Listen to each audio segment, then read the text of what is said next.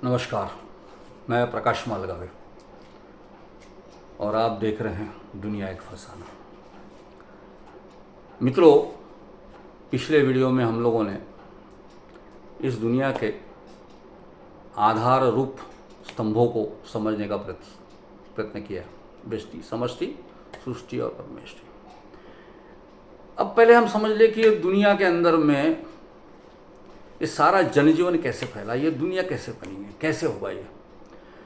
और बहुत सारे वैज्ञानिक तथ्य सामने आए जो ये बताते हैं कि पहले एक पृथ्वी का गोला बना,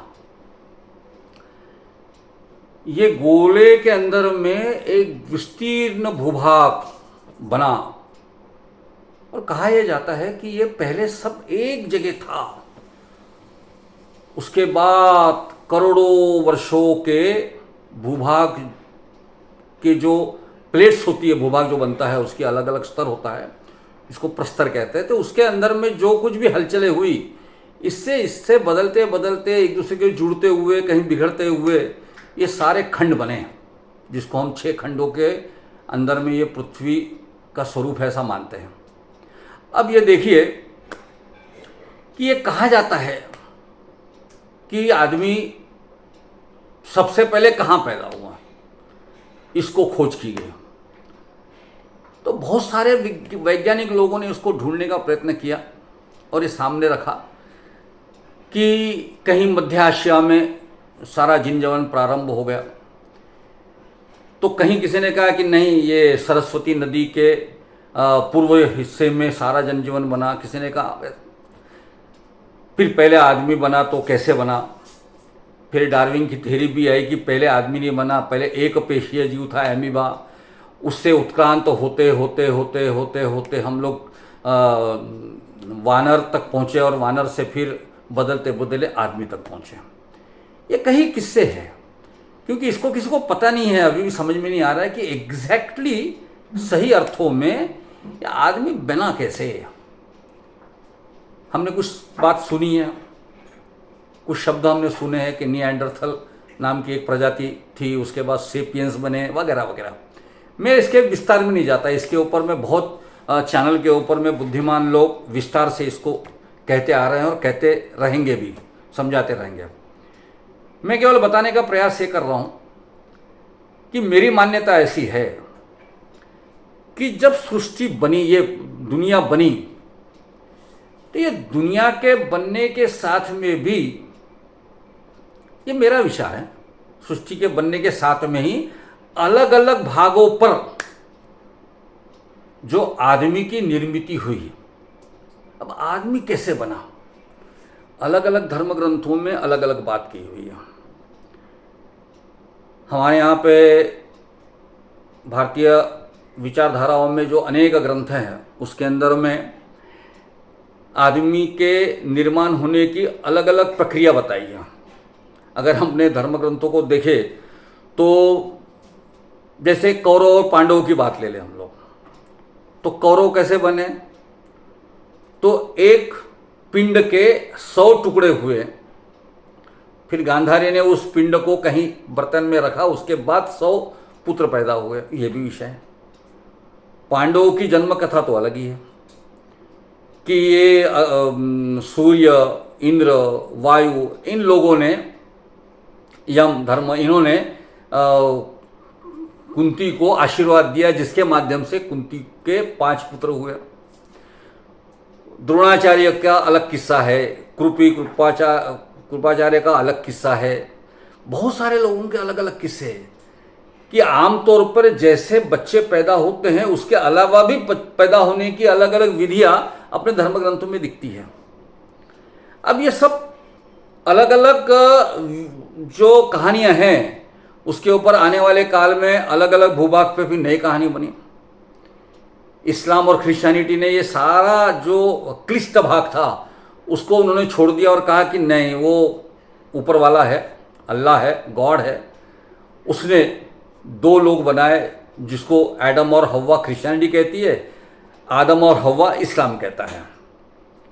तो उन्होंने सीधा इन दोनों के माध्यम से आए, फिर आगे में उसी को क्रिश्चियन उन दोनों के बेटों को कैन और एबल कहा जाए और इस्लाम के उसको हाबिल और काबिल कहा जाता है।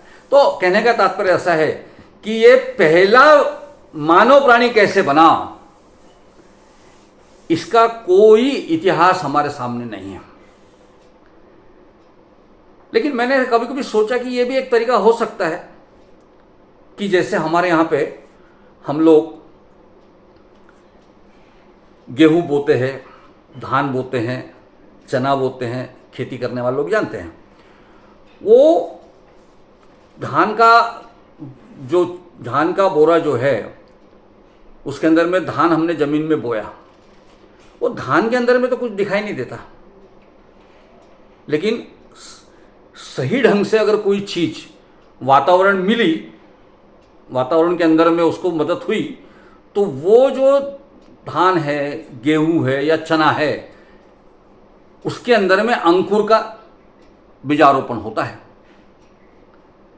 लेकिन वो अगर चने की बोरी में अगर चना रखा हुआ है और घर में रखा हुआ है, तो उसमें बीज पैदा नहीं होगा। वो चाहे साल भर उसको रखे, साल भर अपने घर में रखे, उसके अंदर में चने का पौधा नहीं डेवलप होगा। लेकिन जैसे उसको सही ढंग से जगह मिली, वैसे ही उसके अंदर में अंकुर फूटना शुरू हो जाएगा। तो ये एक प्रक्रिया है। तो जैसे इन सारे चीजों में प्रक्रिया है, वैसे भी एक प्रक्रिया आपको और बता दूं। आपको अगर ध्यान होगा तो बरसात के दिनों में जब उमस पैदा हो जाती है, अचानक शहर के लाइट के खंभों के ऊपर में उड़ने वाले ढेरों कीटक, जिसको पतंगे कहते हैं, वो दिखाई देते हैं। और उनकी उम्र केवल रात भर की, जब तक वो लाइट लगा हुआ है तब तक के। उसके बाद में सुबह उसी लाइट खंभे के नीचे हम लोगों ने उस मृद जीवात्मा, वो जो कीड़ों का एक बहुत ढेर सारा दिखाई देता है, मर जाता है। उसके बाद वो वहीं खत्म हो जाता है, डिसॉल्व हो जाता है। लेकिन फिर उसी जगह से, उन्हीं एरिया में से फिर अगर 2, 4, 5, 10 दिनों के बाद में फिर अगर ऐसा उमस भरा वातावरण पैदा हुआ कि फिर से कीड़ों की निर्मित, पतंगों की निर्मित होती है। ये कैसे होता होगा? इसका अर्थ है कि जिन सूक्ष्म कणों के माध्यम से जो कीड़े समाप्त हो जाते हैं और फिर बन जाते हैं, उन सूक्ष्म कणों का अस्तित्व उन कहीं जमीन पे पड़ा होता है। जैसे किसी चने के बीज में, चने के फल में एक अंकुर सूक्ष्म रूप से रहता है, वैसा सूक्ष्म रूप से ये कण जो है उसके अंदर में रहता होगा। और जैसे ही उसे सही वातावरण मिला, तो वो उसके अंदर में जीवन प्रारंभ हो जाता होगा।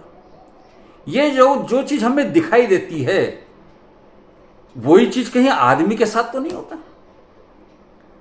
क्योंकि भारतीय धर्मशास्त्र में कहते हैं कि ये दुनिया जो है केवल एक बार नहीं बनती, ये ब्रह्मा के एक दिन के अंदर में 1000 बार, जब सतयुग, त्रेतायुग, द्वापर युग और कलयुग 1000 बार घूमेंगे, तब जाके ब्रह्मा का एक दिन होता है।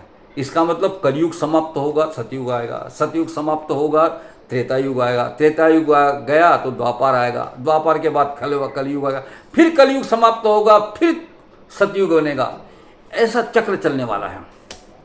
अच्छा, ये चक्र जो है उत्पत्ति, स्थिति और लय का, वो चक्र तो वास्तविकता है। तो इस चक्र के समझने के बाद ये हल्का सा सबके मन में विचार उठ सकता है कि जब इस तरीके से आदमी की स्थिति, उत्पत्ति और लय होता होगा, वैसे ही आदमी के भी शरीर की स्थिति जो है, उसके बाद उसका विलय होना, निर्माण होना, स्थिति होना और विलय होना, ये प्रक्रिया चलती होगी। और आदमी जैसे करोड़ों करोड़ों करोड़ों ट्रिलियंस ऑफ सेल से बना हुआ है ये पूरा शरीर, तो ये शरीर मरने के बाद में ऐसे ही कणों कणों में बिखर जाता होगा ना, जिसको हम सड़ना और ये कहते हैं समाप्त हो जाना, जो कहते हैं दफनाने के बाद में या क्रीमेशन के बाद में जो होता हो गया, वो सारे कणों का निर्माण फिर से, यानी कणों से निर्माण हुआ आदमी कणों में ही परिवर्तित हो जाता होगा और फिर यही कणों में से फिर से किसी और युग में जनजीवन फिर से प्रारंभ होता होगा। तो मैं समझता हूं कि इस उत्पत्ति स्थिति लय के माध्यम से व्यक्ति का निर्माण होता होगा। अब इस चिंतन को फिर आगे ले जाएंगे अपने वीडियो में। अगर आपको ये मेरा विचार पसंद आया होगा तो आप इसे पसंद कीजिए, शेयर कीजिए, उसके बाद सब्सक्राइब कीजिए और आपके साथ में सतत मैं बात करते रहूँगा। और क्योंकि विषय बड़ा लंबा है तो एक वीडियो में पूरा तो आएगा नहीं, तो हम लोग धीरे धीरे चलेंगे इसके ऊपर में, इस चिंतन मार्ग के ऊपर में बढ़ते हुए चलेंगे। और आपके द्वारा भी मुझे कुछ अगर सुझाव आते गए तो मैं उसका भी चिंतन करूंगा, उसका भी विचार आपके सामने प्रकट करूंगा। तो मैं फिर से एक बार आपको विनती करता हूं कि मेरा चैनल अगर आपको पसंद आया तो इसे पसंद कीजिए, इसको शेयर कीजिए, साझा कीजिए, सब्सक्राइब कीजिए और फिर से इस राह पर चलने के लिए मेरे साथ मैं आपको आमंत्रित करता हूं। धन्यवाद।